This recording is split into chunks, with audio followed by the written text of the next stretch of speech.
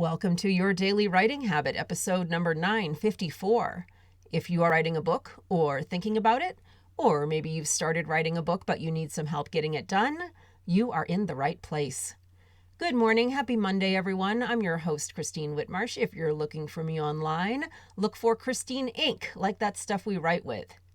Each day, I'm sharing with you the writing habits I've learned over my 20 years as a ghostwriter, book coach, and author. I have found that 3 things in particular have a huge impact on your success as an author, and they have the ability to turn someone who barely sees themselves as a writer into a published book author. Those 3 things are writing fundamentals, productivity, and mindset habits. Here's today's quote. "The process of editing is what I enjoy most. Putting the pieces together and making sense out of them." Marclay. And once again, good morning, everyone. Happy Monday. Monday episodes here on the show have been devoted to crowdsourcing a book idea I have that I'm calling Pandemic Stories. The idea is to create an anthology book with personal stories from this time in history.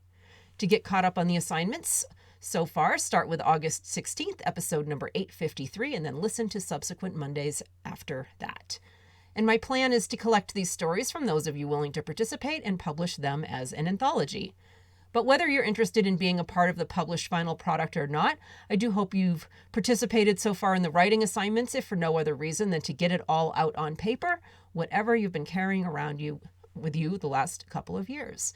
So each Monday here on the show, I've been giving you writing prompts to help you formulate your individual pandemic story and all the events that are related to the pandemic, not just the pandemic itself. The media is covering the big collective story, but similar to with memoirs, there are countless smaller stories. These events, as seen through narrow lenses, personal slivers of the larger story. And that's what I'm looking for, your sliver or one of your slivers. You probably have many. Well, we are up to week number 15 already, and we're officially done with the writing prompts. So let's move on to helping you organize what you've written so far into some semblance of a short story. And by the way, the questions I'm about to ask can help you organize any story or book you're working on, not just your pandemic story. So if you've been looking for some structural help, keep on listening. So here are some questions to help you organize your story.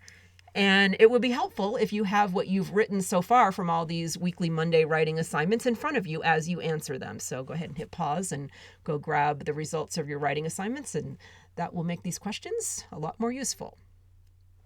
Number 1, let's start with some freestyle organization. Sift through what you've written and make note of what pops out at you.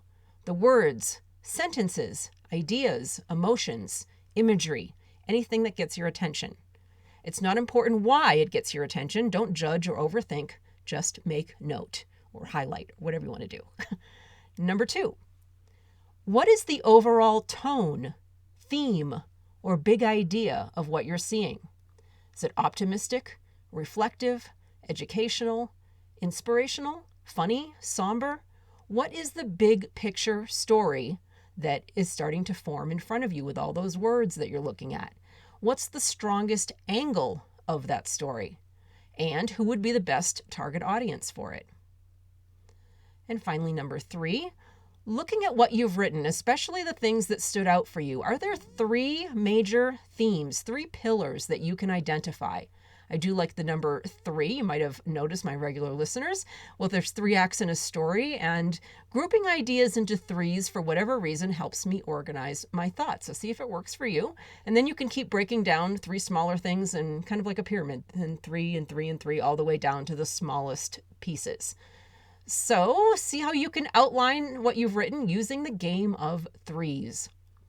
Obviously, lots to unpack here, things to play with as you start pulling this all together into a short story. And speaking of, the short part is what makes it the most challenging. It's actually probably easier to write an 85,000 word novel, by the way, than it is to do a short story, trying to decide which direction to go in and which angle, and therefore what to keep and what to cut. That is definitely a thing. So for next week, our final week of the series, I'll take you through an editing process to tighten up what you have into a short story. And again, even if you're not taking part in this anthology, hopefully today's episode and next Monday's episode will be useful in the organization of whatever other work in progress you have going. Hey, how about that? Coincidentally, everything times with the end of NaNoWriMo. So maybe you have a whole mess of words from the month of November that you need to organize. So funny how that all worked out. And again, please drop by my Inc. Authors group on Facebook. Let me know if you're taking part in this for whatever reason. And whenever you're ready to send me your story, make sure you protect it first, either via the Writers Guild or Copyright Office or both. Then email me at Christine, so Christine at Christine-Ink.com. And we have 1 week left, again, for the editing next week to make sure your story has a clear structure and flow and maximum impact. Thank you for joining me here on Your Daily Writing Habit, where I am helping you write and finish writing an awesome book.